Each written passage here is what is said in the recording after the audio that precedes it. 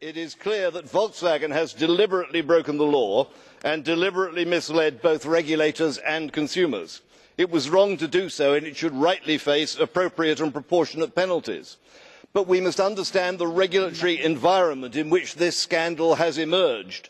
The truth is that legislators were consumed by climate hysteria and carbon-phobia, and as a result we pushed car owners and the auto industry towards diesel, which was seen as a lower emissions fuel.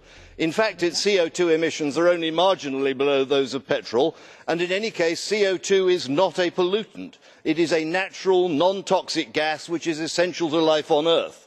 But as we are now realising, diesel's other emissions, SOx and NOx and particulates, are highly toxic, and our dash for diesel has done more harm than good. VW was trying to follow the pressure by moving to diesel power, but found that it was unable to, at the same time, to meet emissions targets, so it decided to cheat. It was wrong to do so, but so were we, as legislators, wrong to impose conflicting and contradictory demands on the industry. I see a parallel here, Madam President, with our ill-judged rush to promote biofuels before we understood the issue of energy inputs to agriculture and the impact of indirect land use change. By mandating 10% biofuels and then rowing back later, we sent confused signals to industry and caused great damage to investors. It is no part of my job to defend German industry, but nor is this a time for schadenfreude.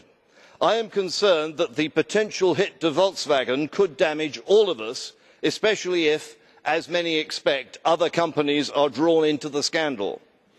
With the prospect of multi-million-dollar fines in several countries, recall costs, class actions from owners and so on, it is not inconceivable that VW could fail. That is an outcome which we should all seek to prevent.